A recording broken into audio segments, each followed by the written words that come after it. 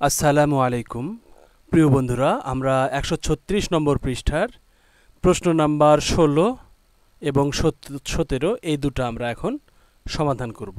তাহলে 16 নম্বরে বলেছে চাঁদা ব্যবহার না করে 45 ডিগ্রি কোণ আঁকো। এটা কিন্তু আমাদের চাঁদা ছাড়াই আঁকতে হবে, মানে কম্পাস দিয়ে আঁকতে হবে। আর বি না মানে 17 নম্বরে বলেছে এবিসি ত্রিভুজের তিনটি কোণের সমদ্বিখণ্ডকগুলো আঁকো। যে রেখাগুলো দ্বারা কোণগুলো সমদ্বিখণ্ডিত হয়েছে ওই রেখাগুলোর সাধারণ বিন্দু চিহ্নিত করো। আসলে পড়ে যতটুকু কঠিন মনে হচ্ছে, আমাদেরকে এটা হাতে কলমে দেখলে অনেক সহজ মনে হবে। সুতরাং এটা আমরা এখন জ্যামিতি বক্স বের করে হাতে কলমে এটা আমরা সমাধান করা দেখব। বন্ধুরা, আমরা এখন এই 16 নাম্বার এইটার সমাধান করব। দেখো 16 নম্বরে বলেছে চাঁদা ব্যবহার না করে 45 ডিগ্রি কোণ আঁকো। অর্থাৎ আমরা কিন্তু কোণ আঁকার জন্য এই চাঁদা ব্যবহার করতাম।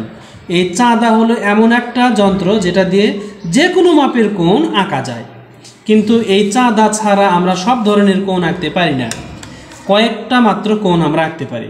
এখানে বলেছে চাঁদা ব্যবহার না করে 45 ডিগ্রি কোণ আঁকো। তাহলে এই 45 ডিগ্রি কোণ কিন্তু আমরা চাঁদা ছাড়াই আঁকব।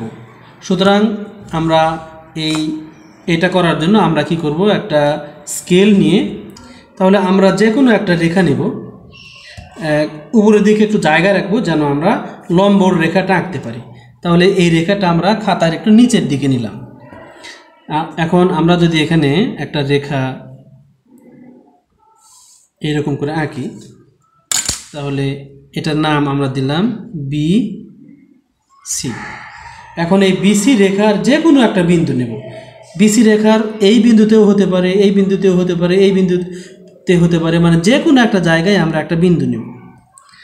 এই বিন্দুর আমরা একটা নাম দিলাম ডি। আচ্ছা, এখন আমরা এই ডি বিন্দুকে কেন্দ্র করে আমরা একটা বৃত্তচাপ আঁকলাম। এখন এই সি বিন্দুকে কেন্দ্র করে, মানে এই বৃত্তচাপটা যেখানে ছেদ করেছে ঠিক সেই জায়গায় কেন্দ্র করে আমরা এটা একটু বাড়ায় নেব যেন আমাদের বৃত্তচাপটা এরকম উপরে থাকে, এরকম করে দেব। আবার এই জায়গাকে কেন্দ্র করে আমরা আরেকটা বৃত্তচাপ আঁকব। এখন দেখো এই নতুন যে বিন্দু আমরা পেলাম ওই বিন্দু আর এই ডি বিন্দু আমরা যোগ করে দেব, বাস।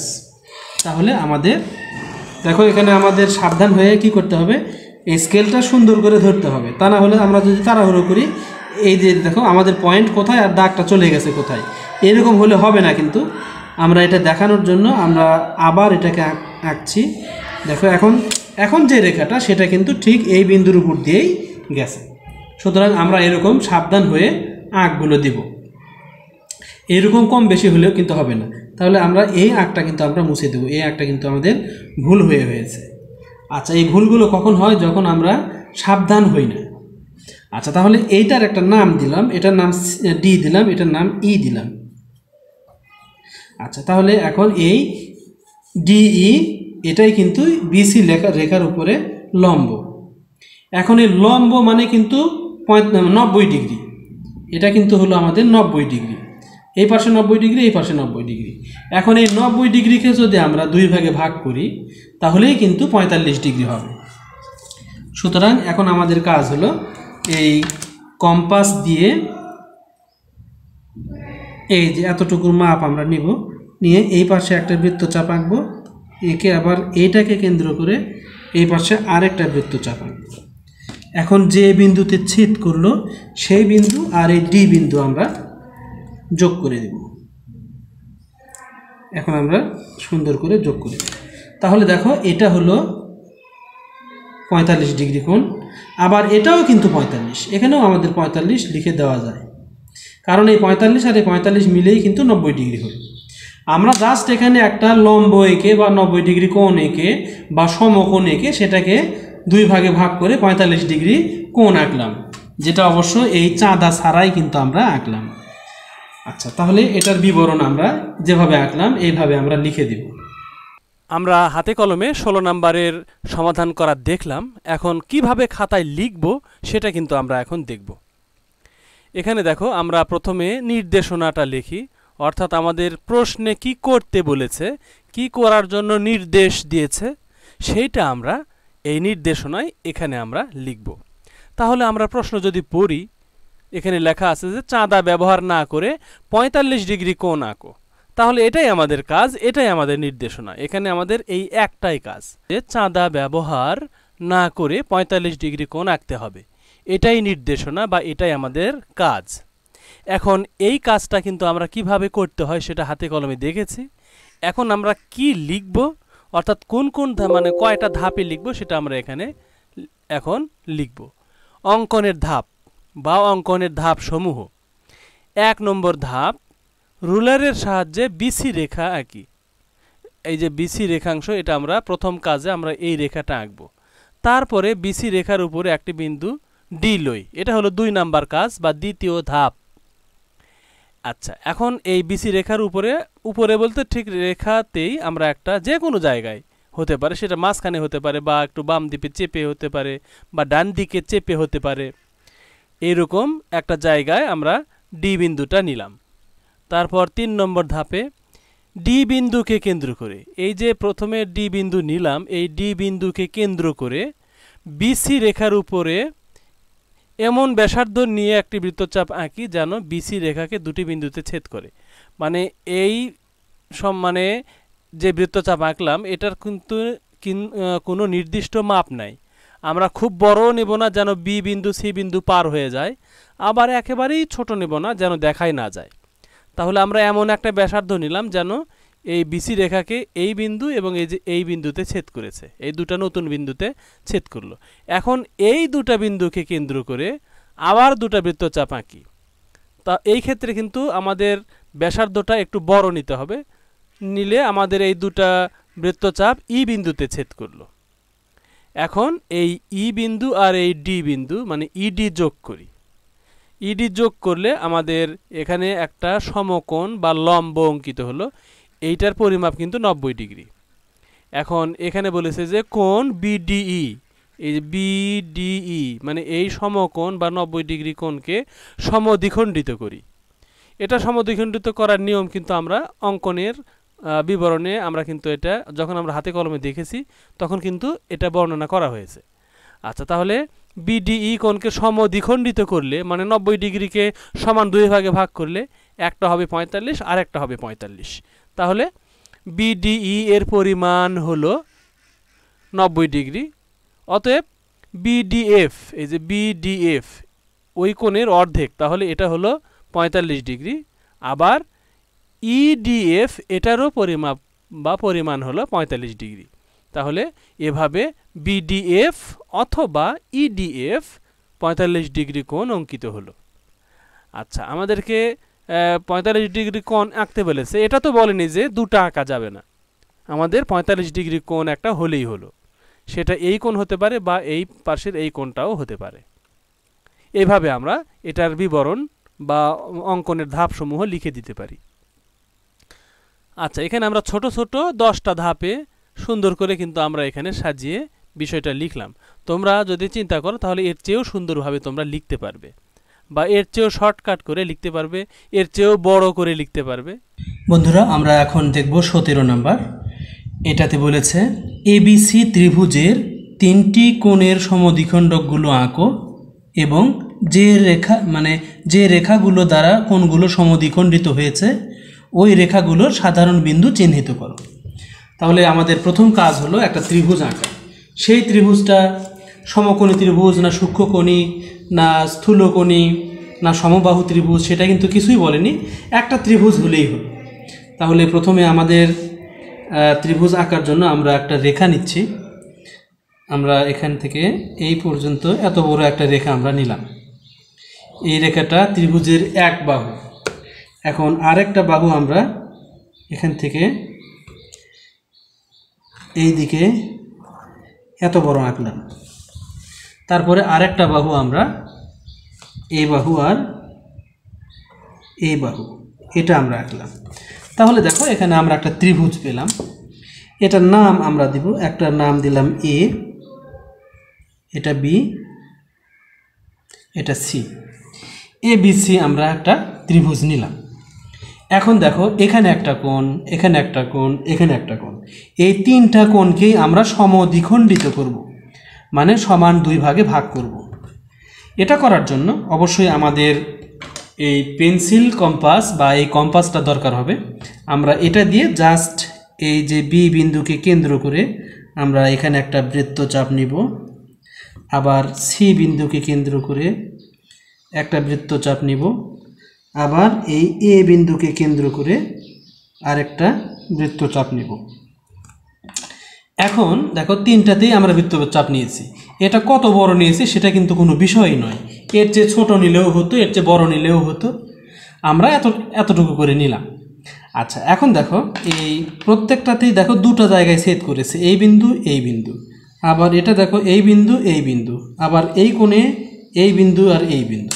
এখন আমরা এই বিন্দুকে কেন্দ্র করে আমরা একটা ব্যাসার্ধ নেব এখানে এইরকম, আবার এই বিন্দুকে কেন্দ্র করে আর একটা ব্যাসার্ধ নেব। এখন আমরা এই দুটা যোগ করে দেব।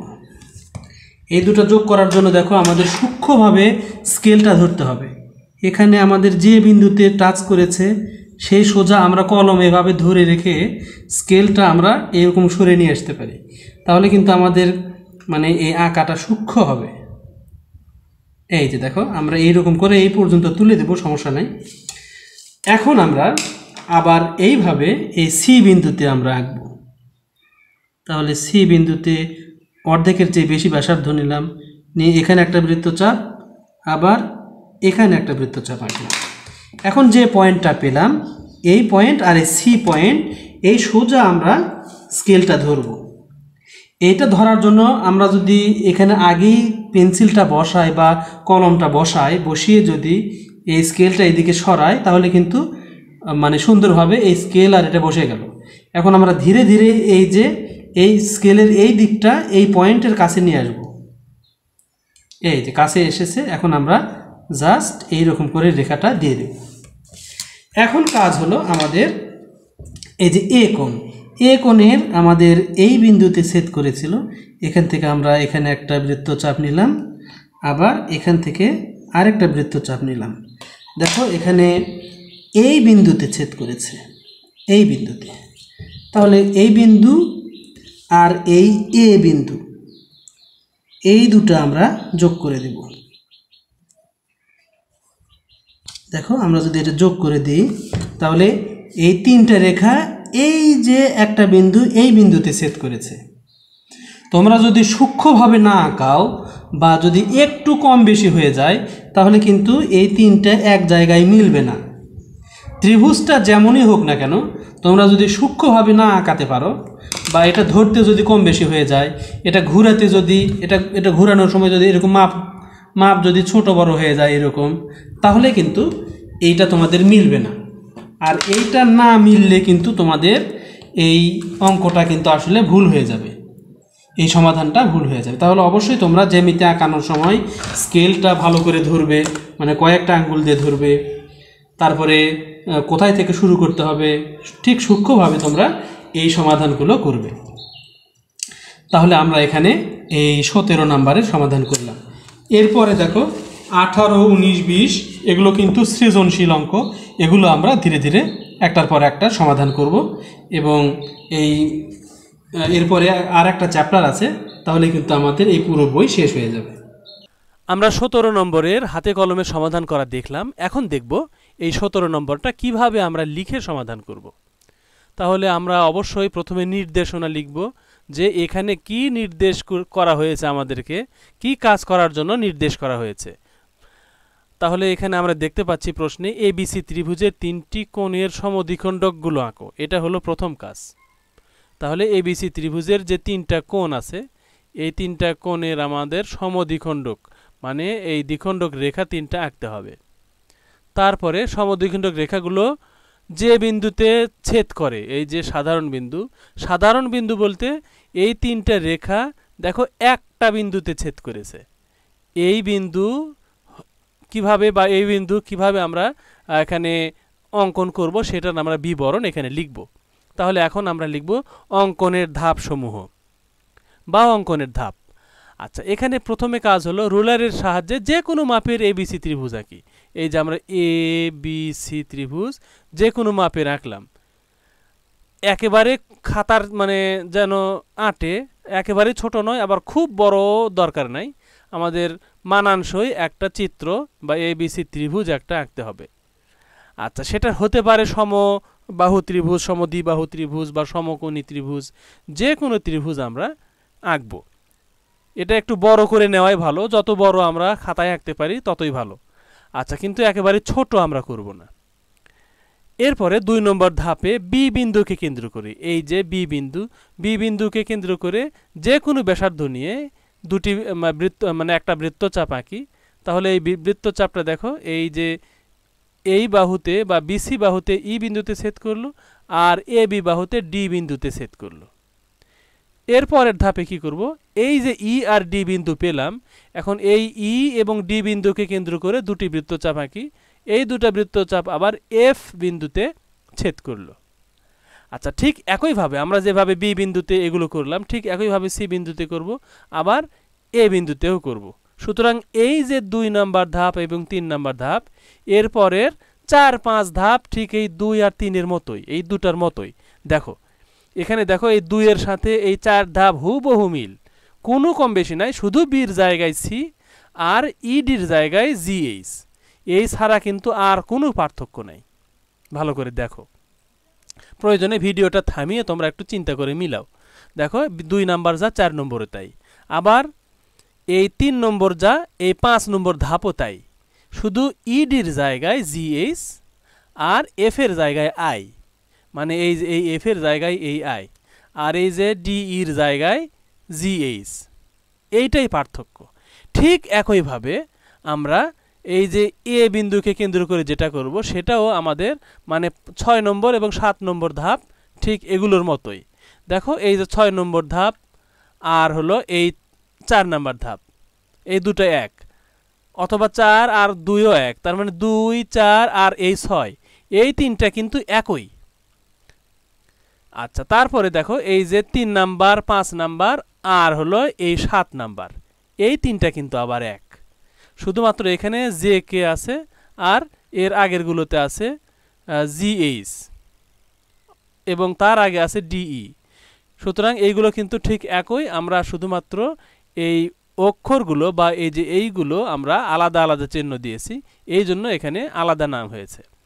আচ্ছা, তাহলে এই জে এবং কে বিন্দুকে কেন্দ্র করে যে দুটো বৃত্তচাপ আঁকলাম, এই যে এখানে এটা কিন্তু এল বিন্দুতে ছেদ করলো। এখন আমাদের বিএফ, এই যে বি এবং এই যে এই বিন্দু এফ, এই দুটো যোগ করব। যোগ করে আমরা শুধুমাত্র এই পর্যন্তই রাখবো না, একেবারেই এই দিকে নিয়ে যাব, মানে ডান দিকে একদম নিয়ে যাব, যেন এই ত্রিভুজ পার হয়ে যায় বা ত্রিভুজের এই বাহু পর্যন্ত টাচ করে, এত পর্যন্ত আমরা আঁকবো। আবার সিআই, এই যে সি বিন্দু আর এই আই বিন্দু, এটা আমরা যোগ করব, করে আমরা আরও উপর দিকে এই বাহু পর্যন্ত তুলে দেব, অথবা এই বাহু পার হয়ে গেলেও কোনো সমস্যা নাই। আচ্ছা, এরপরে আমরা এই এ এল মানে এই এ বিন্দু আর এই যে এল বিন্দু, এই যে এই বিন্দুটা, এই দুটা বিন্দু আমরা যোগ করব। যোগ করে আমরা এইদিকে বর্ধিত করে দেব। তবে বর্ধিতও যে করতে হবে এমন কোনো কথা নয়, এখানে এই পর্যন্ত করলে ভালো হয়। আচ্ছা, এখন আমরা 9 নম্বর ধাপে দেখতে পাচ্ছি যে বিএফ, সিআই এবং এএল, এই যে তিনটা মাঝখানে রেখা হলো, এই রেখাত্রয় ও বিন্দুতে ছেদ করলো, এই ওটা আমাদের এই পাশে আসবে। এখন বিএফ, সিআই এবং এএল রেখাত্রয় মানে ও বিন্দুতে ছেদ করলো, এই যে মাঝখানে বড় করে ও দেওয়া আছে, এই ও বিন্দুর মাঝখানে যে বিন্দু, এই বিন্দুটা দেখো, এই সিআই বিন্দু, এএল সিআই রেখা, এএল রেখা এবং বিএফ রেখা, এই তিনটা রেখার কিন্তু মধ্যবিন্দু বা সাধারণ বিন্দু হলো এই ও বিন্দু। তাহলে আমরা সর্বশেষে এই কথা লিখে দেব যে সুতরাং বিএফ, সিআই এবং এএল সমদ্বিখণ্ডক রেখাত্রয় বা রেখা তিনটি এর সাধারণ বিন্দু হলো মানে ও বিন্দু, এই সাধারণ বিন্দু হলো ও বিন্দু, এটা আমরা সর্বশেষে লিখে দেব। তাহলে এইভাবে আমরা এইটার অঙ্কনের ধাপসমূহ লিখতে পারি। তোমরা যদি চিন্তা করো তাহলে এর চেয়েও সুন্দরভাবে কিন্তু তোমরা সাজিয়ে লিখতে পারো। তাহলে এখনকার মতো এই ভিডিও এখানেই রাখছি। আল্লাহ হাফেজ।